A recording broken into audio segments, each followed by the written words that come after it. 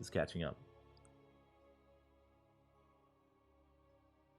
I want a 100-100 upgrade that gives each carrier an extra 3 to 4 interceptors. Feels good, man. Oh my god, that would be insane.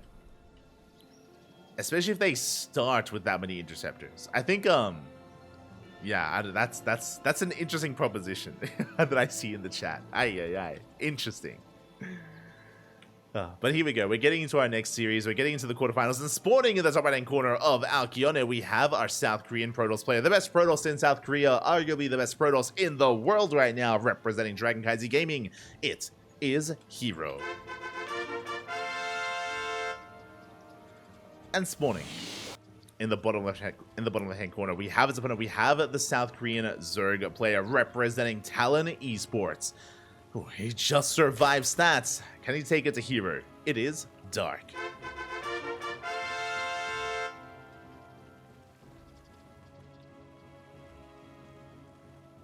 Here we go.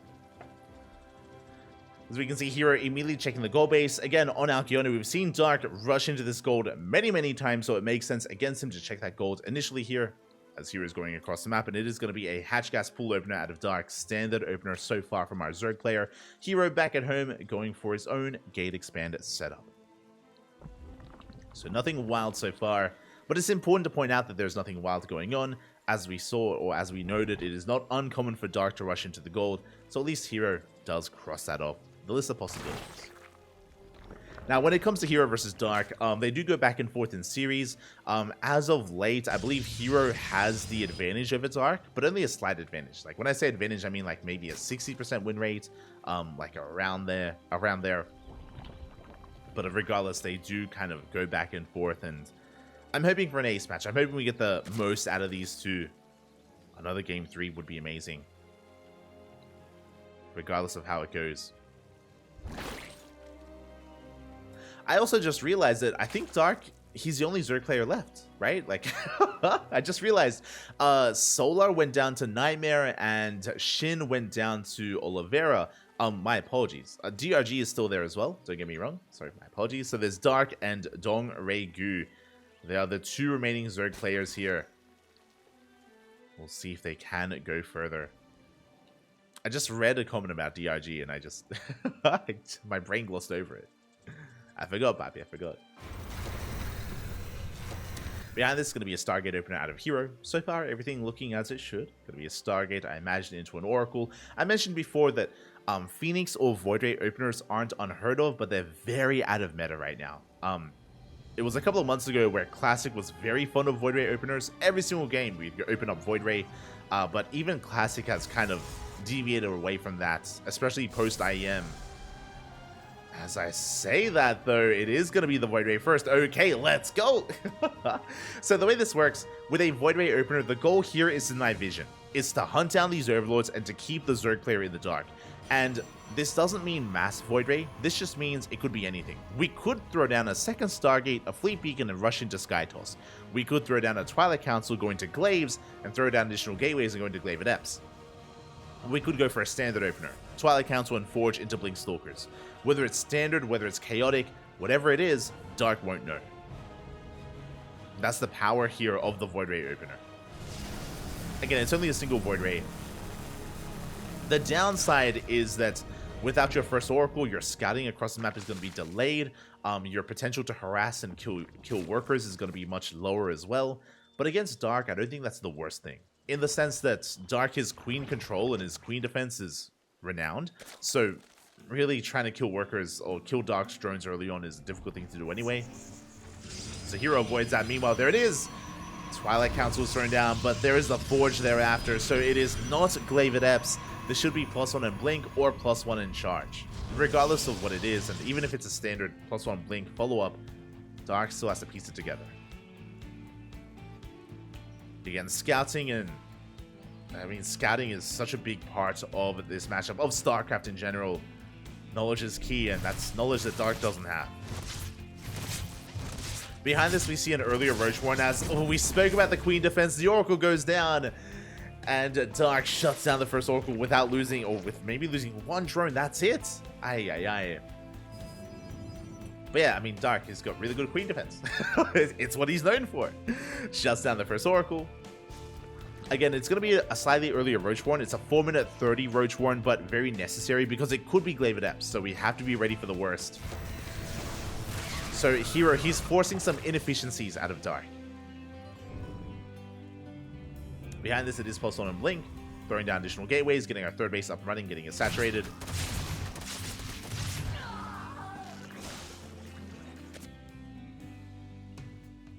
Is going to be getting it saturated here.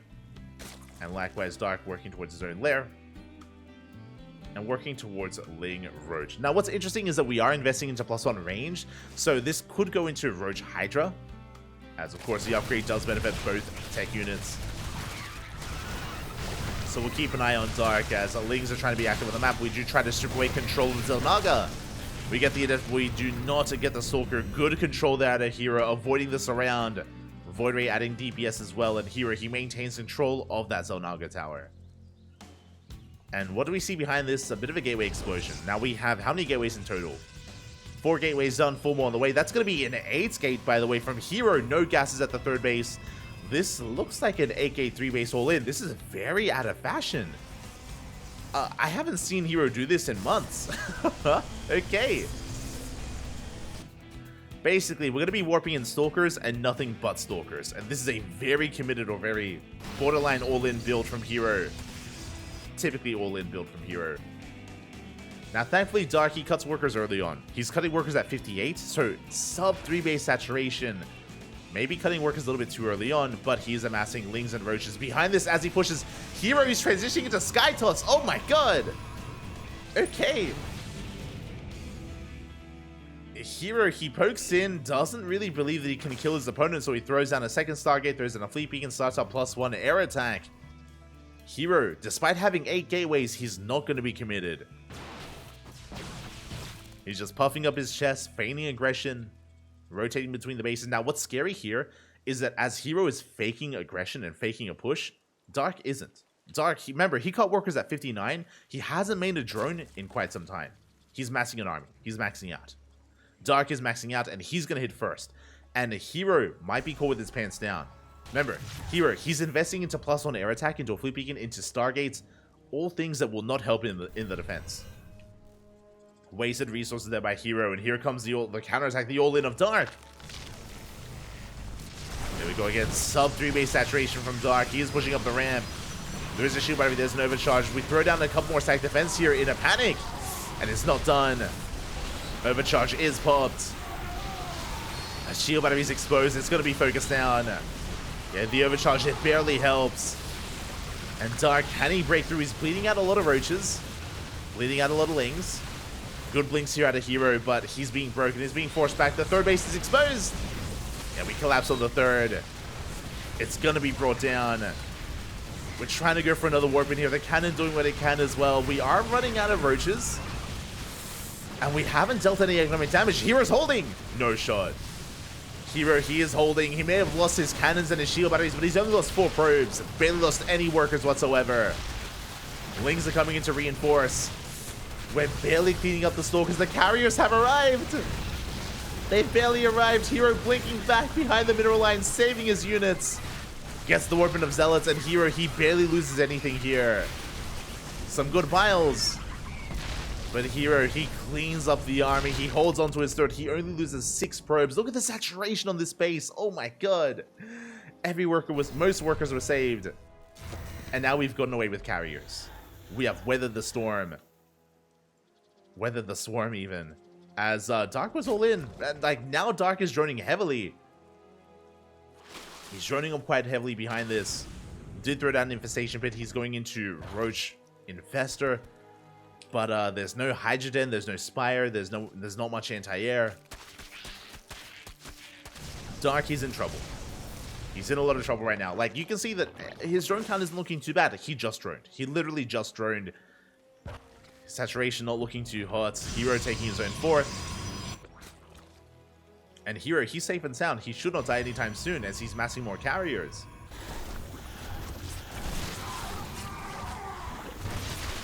Good fungal here on the Prism. Oh, we focus down the Prism as well. Good defense here by Dark.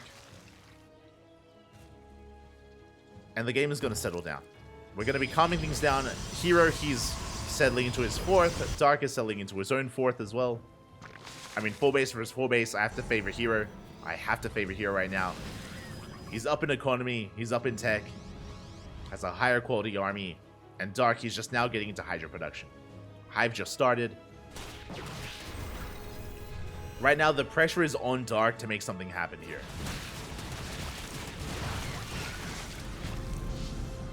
The pressure is on Dark. And he may try to commit here to just a Hydra-based push, but on a map like Alcyone, we may as well go for the late game. This map has a lot of bases. It's very spread out. It might be wise for even Dark to just double expand. There we go. He's taking a 5th base, maybe even take the gold. Throw down a Spire and head towards something longer. Unfortunately, I mean, Dark didn't want that. He was trying to avoid that. That's where he may be forced.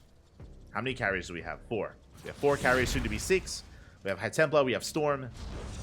Archons are amassing. Dark does have map control. He's shutting down all these rocks. He is maxing out. But pushing up a ramp into High Templar, into Storms, into Sky Toss, it's not going to happen. Here come the Fungals. Good Storm on the Hydras. Oh, Hydra speed isn't done.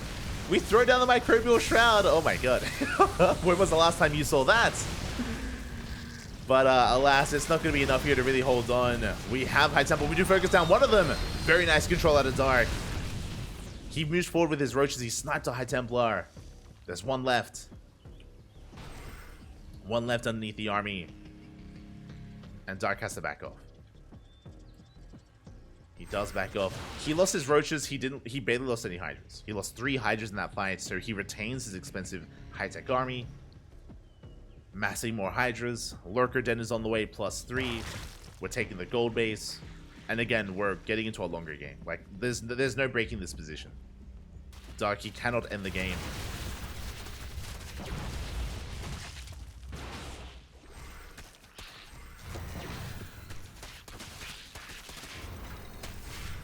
He can try to catch out these Stalkers, though. Oh, gets one. Doesn't quite collapse on it. herO has to be very careful to avoid those Fungals. At the same time, he's going to be expanding, taking his 5th base, as Dark's own 5th is slowly getting up and running as well. Both players on comparable worker counts. But again, the carrier count from herO is getting out of this world. It's how many do we have? 6, now soon to be 8. And herO, he has a pretty well-refined army. He's built up that High Templar count, warping in 4 of them. Plenty of energy. From here, we can head into Tempest, a Mothership, into more Archons. Archons are usually the way to go here. You see Dark trying to collapse on this. His goal here is to try to snipe some of those carriers with the Vipers.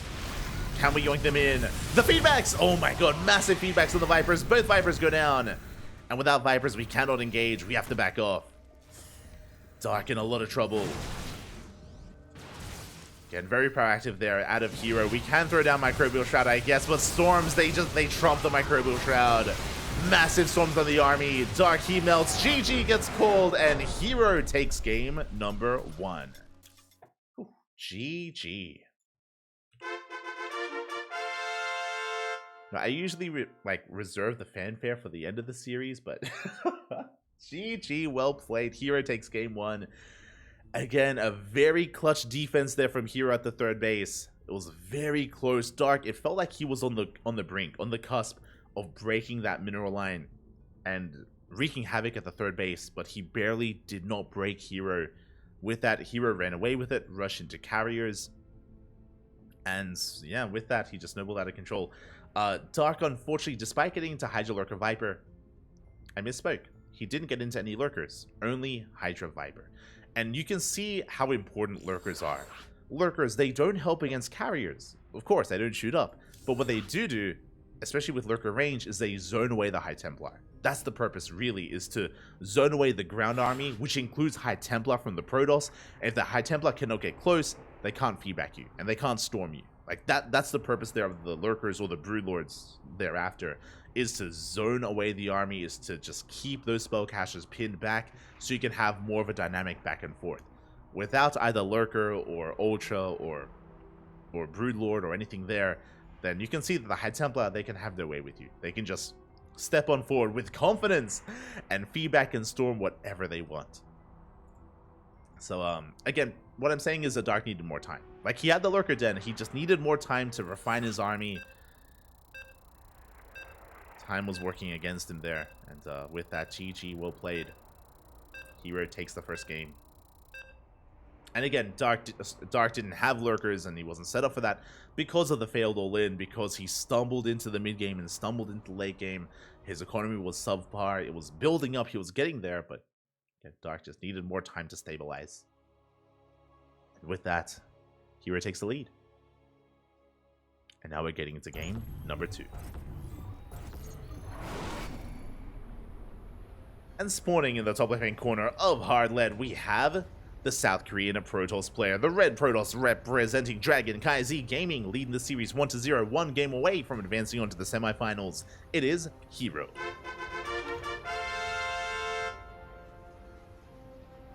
And spawning in the bottom right-hand corner, we have as opponent, we have the South Korean Zerg player representing Talon Esports. Down in the series, YesFi back here and now, it is Dark.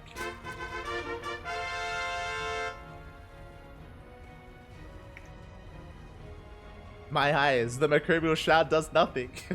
pretty much.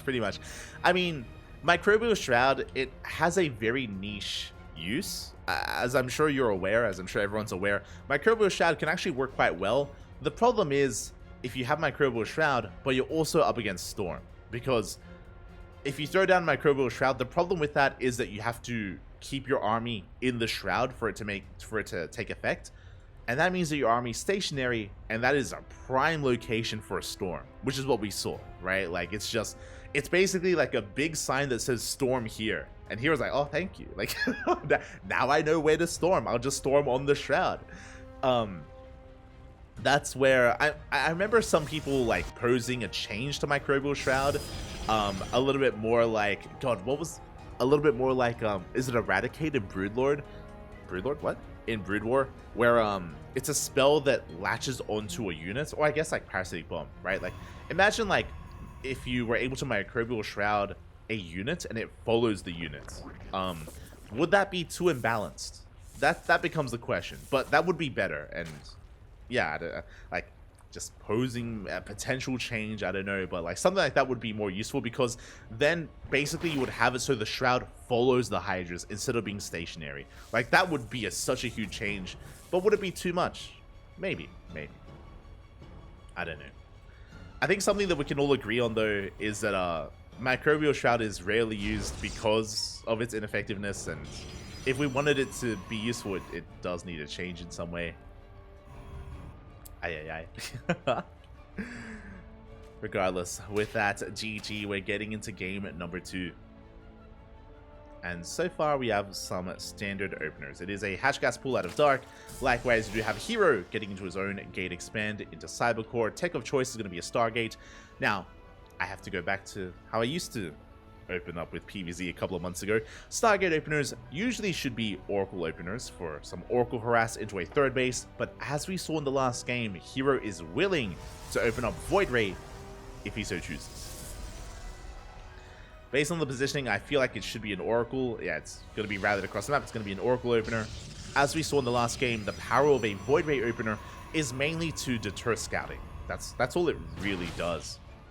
Is it shuts down these overlords, and it does deter the Zerg player from getting a read of what's going on. This time though, herO going for the Oracle opener instead, something a lot more by the book.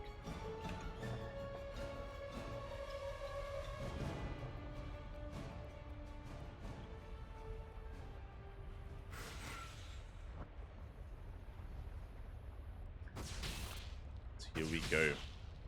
We are going to be diving on this. The overlord is going to be forced back. Oh, is going to be shut down. Third base is being taken. herO just opening up a little bit more passively here, keeping their first Oracle back at home. Lings, they do try to come in for harassment, but the Oracle is here to defend, where they do pick off an Adept. But so far, good stutter stepping out of herO. He does shave off a lot of those Lings. And herO is going to be stuck at home to defend at least a little bit longer. Second Oracle does arrive. Third Oracle is on the way. Again, triple Oracle opener into a third.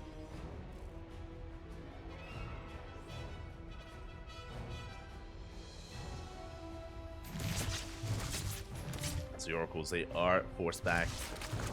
Once again, Dark going to be able to keep up with his queens. We spoke about it in game 1, but Dark, he does have some world-class queen defense here early on, so we'll see if herO can break through that, which we have seen happen in the past. So far, though, just keeping Dark pinned back at home, keeping him busy. And we have our follow-up. Once again, Twilight Council and Forge is on the way for +1 and Blink. Or should be +1 and Blink, could be +1 in Charge. We'll keep an eye on herO to see which way he does kind of rotate over in as he catches the queen. Ooh, not enough energy here for transfuse. One queen goes down. He's gonna get a second. Barely doesn't. He gets one queen but loses an oracle. Does get a good amount of drones. 5 drones do go down. Not bad. 5 drones and 1 queen for an oracle. Not a bad trade here, but Dark, he throws down a Bailey Nest. Okay, not a Roach Warren. And he's massing Lings. He is massing Lings. We have 16 more Lings on the way. Dark, he does want to be aggressive early on. He's not going all in by any means, but he is moving out with Ling Bane. He's going to try to break that third. We'll see if he can. Lings, they rock up. They're going to be able to get on top of these pylons. First pylon is cancelled.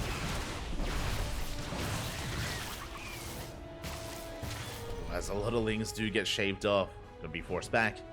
Again, Dark still back at home, happily droning, saturating his third, getting his fourth. Baneling Nest is now done. Do we have enough Lings here to really go for a Baneling run by?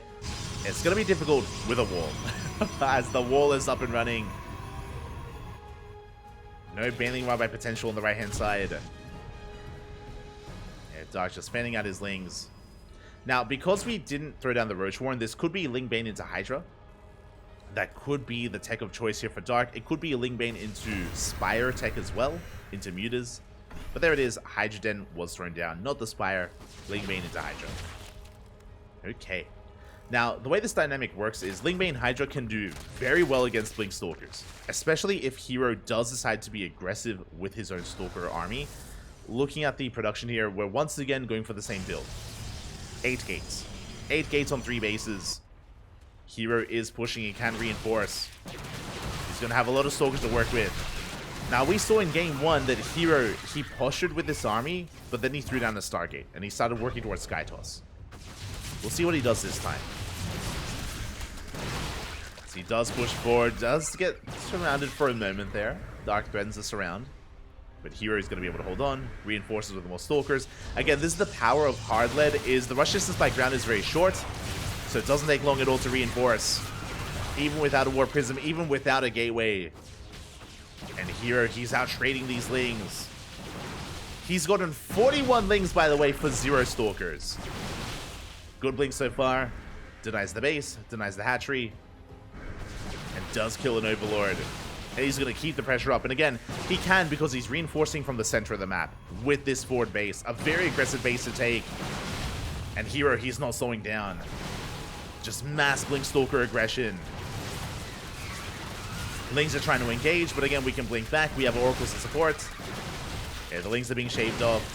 And without Lings, these Hydras are so exposed. We need the Lings. We need them. The Hydra count is getting quite high.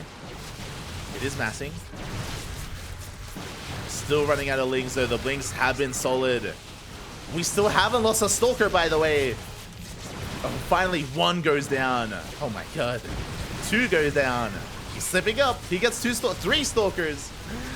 But again, the trades have been so good here for herO. How dare he lose 3 Stalkers in this fight? A 4th Stalker falls, and a 5th.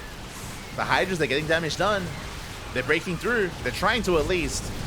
Yeah, the Oracles, they engage, and Darky's being broken himself. The boys are being pulled.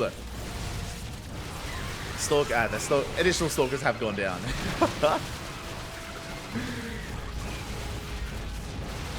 Additional Stalkers have gone down here as we get into it here.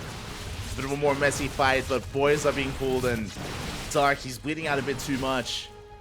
6 drones fall. You can see how vulnerable these Hydras are without Lings. And herO, he's forcing the issue, and he is overwhelming.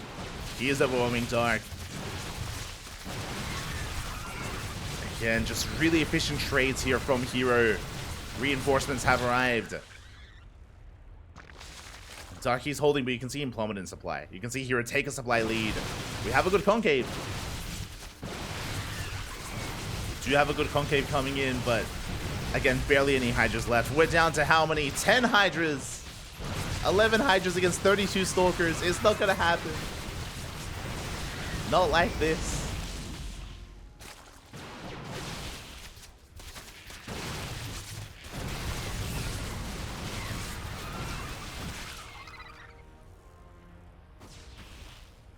Not like this, as Dark is trying to hold on desperately by the skin of his teeth. The aggression is too much. We dive on top of the Hydras. The writing was on the wall. GG gets called as Dark is broken, and herO takes game number 2, takes the series 2-0. GG. GG, well played. Congratulations here to herO as he does take the series 2-0, does snowball out of control. You can see, again, he was trading so efficiently with his army, but it was a couple of things coming together. It wasn't just the insane control. It was very good control out of herO, minimizing his losses, blinking his heart out, trading as efficiently as possible. But it was also, again, 8 gates blink, right? 8 gateways supporting that army. It was also the 4th base right behind his army to reinforce on the front lines, and the fact that this was hard led. Very short rush distance by ground. It doesn't take long at all to reinforce. Again, herO, he pulled this off without a robo, without a warp prism, without a reinforcing gateway. He's just warping in at his 4th base, and it takes seconds for those Stalkers to just join the front lines and to break through, and Dark just could not survive that, could not hold on. The aggression, the pressure was too much. GG, well played. Congratulations.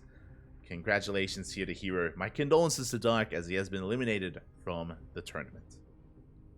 My condolences, as now we're getting into our next game. We do have some updates. We have some updates on the bracket, and let's catch up.